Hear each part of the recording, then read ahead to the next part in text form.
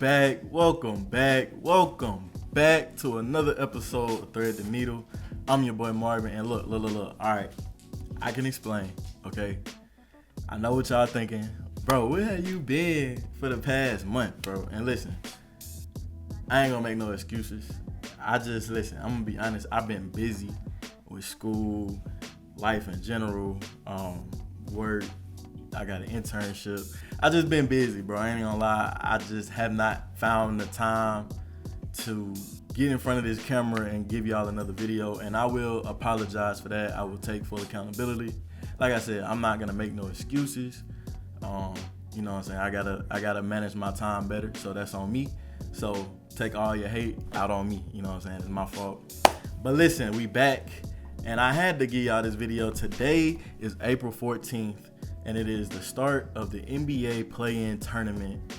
And listen, this video is not gonna be a play-in tournament video. Let's just get that nipped in the bud right now. This is not gonna be that video. This video isn't even gonna be a playoff prediction video because everybody's already doing that, right? This is what I wanna do. Let's be honest here, right? If you really watch the NBA playoffs, you know that it really always comes down to about 4, maybe 5 teams every year. The rest of these teams, you know, hey, it's an invitational just to play a few more games to their season. But let's be real. We all know that the only teams that we really feel have a legit chance to win the title this year are the OKC Thunder, the defending champs of last year, the San Antonio Spurs, who are the second seed out west, the Boston Celtics, my boys, shout out to the boys, and whoever else that you think the Celtics will play in the Eastern Conference Finals, whether that be the Knicks or the Pistons. So, I think the Celtics and the Knicks would meet up in the second round again. So it would, you know, it's the Pistons, basically. Whoever you think would be playing the Pistons between the Celtics and the Knicks. And those are the teams that I'm going to talk about in this video. I don't really want to do a full deep dive on all of the other teams. We'll kind of go round by round as they go with those games, like in terms of the other teams that I didn't mention. So they are going to get talked about, but for this video specifically, we're going to talk about the teams that I feel and that most of us feel are the real true title contenders. So I'll just go ahead and start with the easy one, which is my boys, the Celtics. I'm going to make my case right here, right now, that I think that the Celtics are the team to beat in the East. And I know that's not some crazy hot take to say, but you got to think about it. Like, this season was supposed to be it was supposed to be a rebuilding year. It was supposed to be tanking, retool, whatever you want to call it. Like, we were not supposed to be the second seed. And I'm saying that as a Celtics fan. That was my thoughts going into the season. I honestly wanted us to tank and try to get AJ DeBanson. And look, JB, I saw you calling out Celtics fans that, you know, weren't riding the whole way. You were talking about me. So I will take that on the chin. But man, like, JB, just talking about him, he's been playing at an all NBA level. I think he should be one of the finalists for the MVP. Not saying top 3, but I definitely think he should be in that 5 spot, you know, behind Luka. So when you bring back Jason Tatum, and y'all saw one of my last videos that I made, I was skeptical on bringing back Tatum.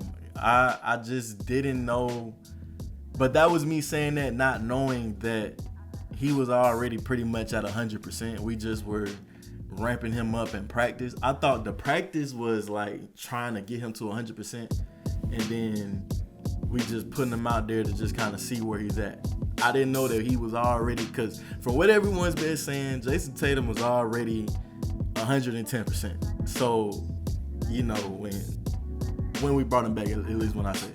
So the fact that he has been looking as good as he has, I mean, I just don't know how you can really think the Celtics aren't going to come out of the East unless we beat ourselves. This is a completely different team than the championship team. It's built different. I mean, we don't have Kristaps anymore. We don't have Drew Holiday. Don't have Al Horford. It's a lot of new faces, but Baylor Shireman is real, fellas. And ladies and gentlemen, I ain't going to exclude you ladies. Baylor Shireman is legit. Peyton Pritchard is legit. Namias Keita should be up for most improved player. I don't know why he isn't even in the discussion. That blows my mind. Derek White.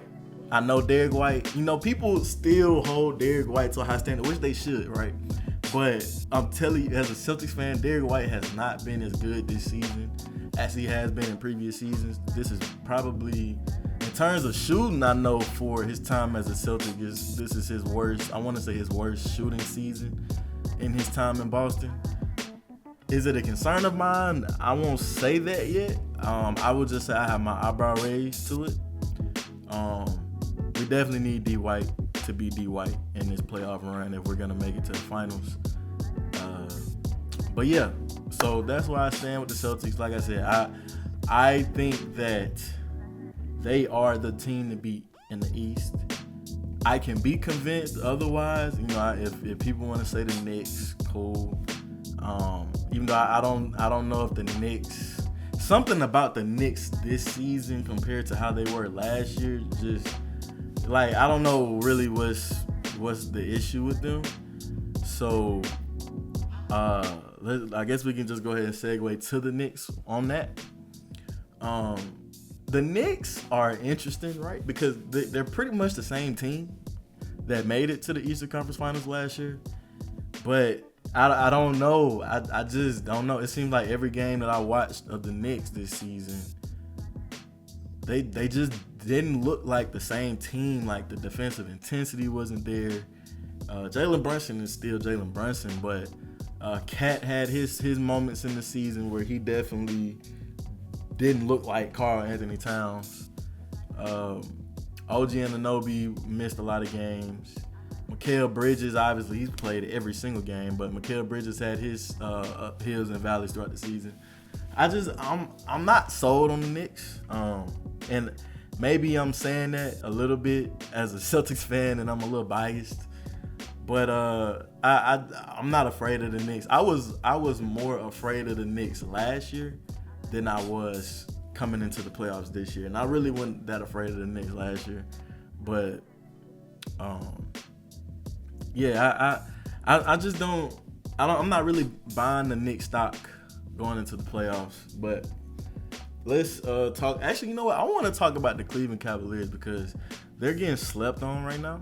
And listen, James Harden, Donovan Mitchell. I'm interested to see what they do in this playoff run. They got the Raptors in the first round, I believe. Yeah, they have the Raptors. Shout out to my boy Eric. But I definitely expect the Cavs to take good care of the Raptors, and maybe the Raptors get a game, maybe Scottie gets a game in the playoffs. But I don't see that game going past 5, or that series going past 5. But I just wanted to mention the Cavs just because that is a team that I'm keeping my eye on. And like, to be honest, I would take them over the Knicks. I just know that the Knicks, being the 3 seed, that they're, in terms of, like, I looked at the betting odds on Hard Rock, and it was OKC first, it was the Celtics second, it was the Spurs third, then it was the Knicks, and then the Timberwolves and the Cavs, I believe, or the Nuggets and the Cavs. It was either the Cavs or the Nuggets or the Timberwolves. But that was pretty much those top like 6 or 7 teams. So I'm going based on that, but I'm also going based on my eye test. And I'm gonna take back what I said earlier. I would put the Cavs over the Knicks in my personal opinion of who else could come out of the East. Even though I don't think the Cavs would come out of the East, I just think they have a better chance than the Knicks. But that's another story. That's another video. We'll wait for the Cleveland and the Raptors series to start. We'll touch on that a little bit more. So that was the Knicks. Now we go to the Pistons, the number 1 seed in the Eastern Conference. And honestly, one of the more, like, I was about to say the more fun, and I had to stop myself. That was incorrect grammar. But the Pistons have been one of the most fun teams to watch this season. Just seeing Cade, his emergence to playing at an All-NBA level. You got Jalen Duren, who is going to get the Supermax this offseason, whether it's from the Pistons or not. He's going to get paid. And then, Asar Thompson has been playing at an all-defensive level. The Pistons are scary, I will admit. The only thing with the Pistons that turns me off about them is just the inexperience. Honestly, that's the only knock I have on the Pistons, is that this is their first real time, being top dogs, and then, everyone is coming for them because they're the top dogs at, they're the number one seed. So, gonna be interested to see how the Pistons handle that. Obviously, they don't have their first round matchup set in stone like the Celtics, but I think the Pistons can be dangerous. I'm not seeing them come out the East. I just don't see it. But shout out to Detroit. Shout out to the Pistons. I know a few people that are Pistons fans, so shout out to y'all. Now let's go out west. So let's talk about the San Antonio Spurs, actually. You know what?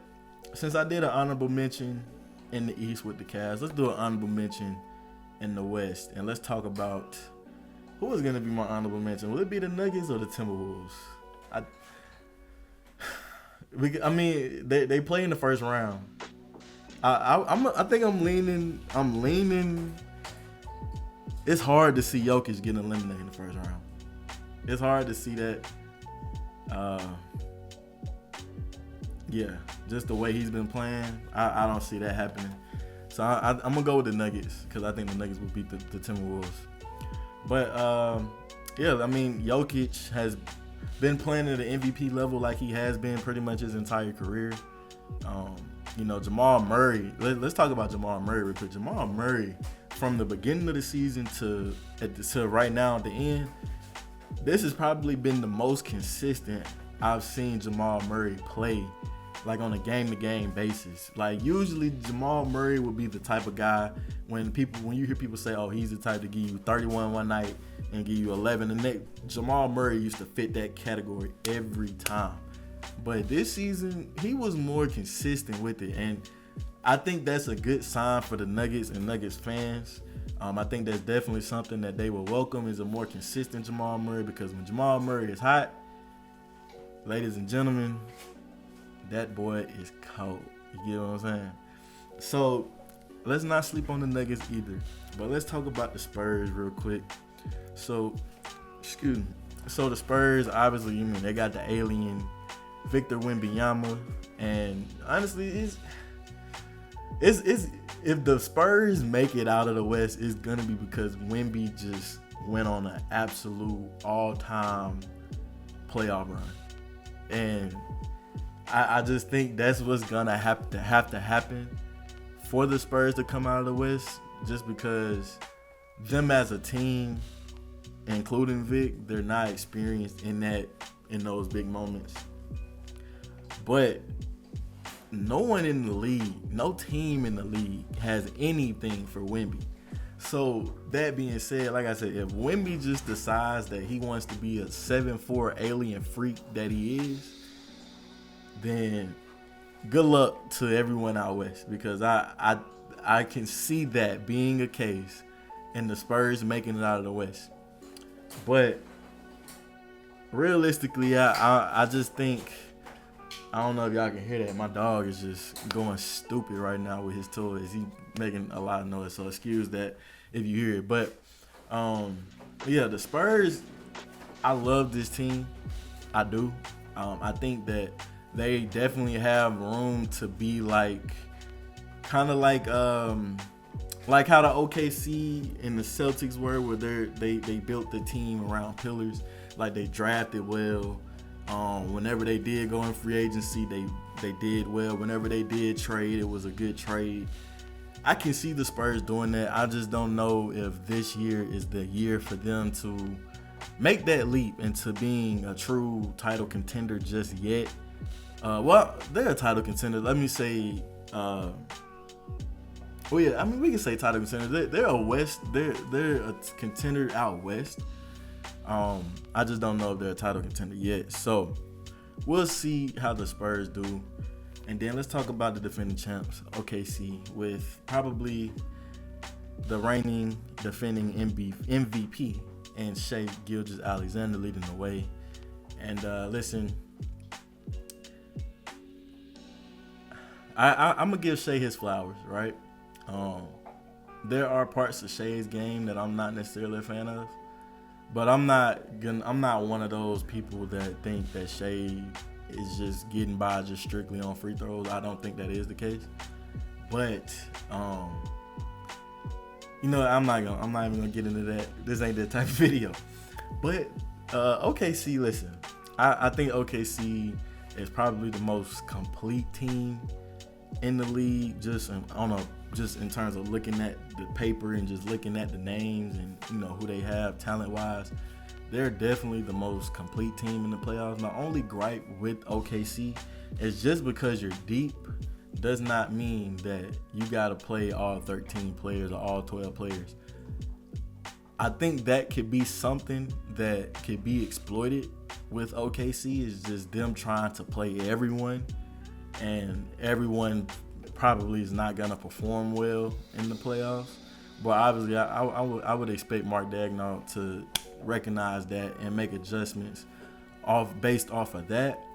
But yeah, I mean, I think right now, if I had to pick two teams to come out, I would say OKC and the Celtics. And if it happens, I will say my prediction for them. But you should probably already know who I'm predicting in that one. But listen, like I said, I just wanted to hop on here and show my face, honestly. I've had a hell of a month. But, I do intend to get back on this grind, now that I'm a little bit free out of those shackles a little bit. But no, I'm just playing. But listen, like I said, if you're new, please hit that subscribe button and hit that bell so you know when I upload, especially if you made it this far. I appreciate you. Make sure you leave a like. Comment down below who are the 5 teams that you are looking at in this playoff run that could potentially win the NBA title. And as always, it's your boy Marvin. It's been Thread and Needle, and I appreciate you. See you next time.